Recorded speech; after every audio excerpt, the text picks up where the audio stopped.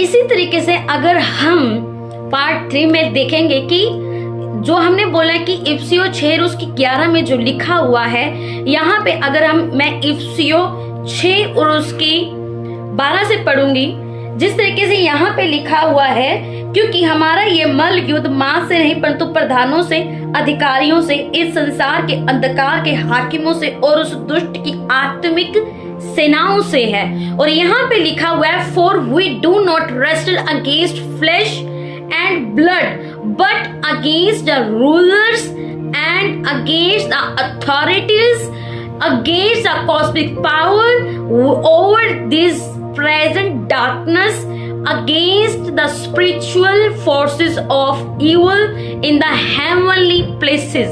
यहाँ पे लिखा हुआ है against the rulers, against the authority। मैं आपसे एक बात कहना चाहती हूँ, जिस तरीके से हम अथॉरिटी का इस्तेमाल करते हैं, हम परमेश्वर के वचन का इस्तेमाल करते हैं, उसी तरीके से हम इसे गहराई से समझते हैं, क्योंकि मैं आपको गहराई से समझाना चाहती हूँ। उसी तरीके से उसके पास भी ये सारी अथॉरिटी हैं, उसके पास भी कुछ पावर्स हैं, उसके पास भी बहुत सारी ऐसी अथॉरिटीज हैं जिससे वो बहुत सारे लोगों को ऐसे ही बेवकूफ बना देगा। क्योंकि बाइबल में लिखा है कि शैतान भी ज्योतिमय स्वर्गदूतों का रूप धारण कर सकता है। वो आपके सामने एक ऐसे स्वर्गदूत की तरह आ सकता है जिससे आप बहक सकते हैं, जिससे आप भ्रम में आ सकते हैं कि ये तो मेरे साथ, ये तो स्वर्गदूत है, लेकिन वो होगा शैतान। कई लोग ऐसे भटक जाते हैं उस रास्ते से।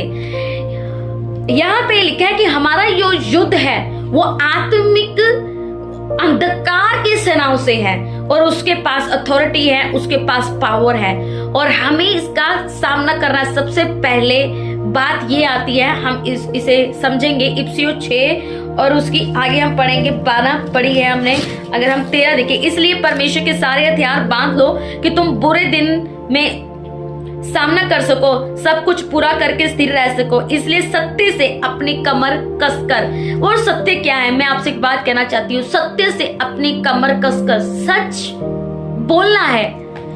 कुछ लोगों की जिंदगी झूठ पे चलती है, पर एक बात है कि सत्य की पहचान होनी बहुत जरूरी है। आप कौन हैं? अगर आपने परमेश्वर को समझा है, अगर आपने परमेश्वर को जाना है, तो आपको ये पहचान होनी चाहिए कि हु यू आर, आप कौन हैं, आप परमेश्वर में क्या हैं, आपको परमेश्वर ने किस वजह से चुना है।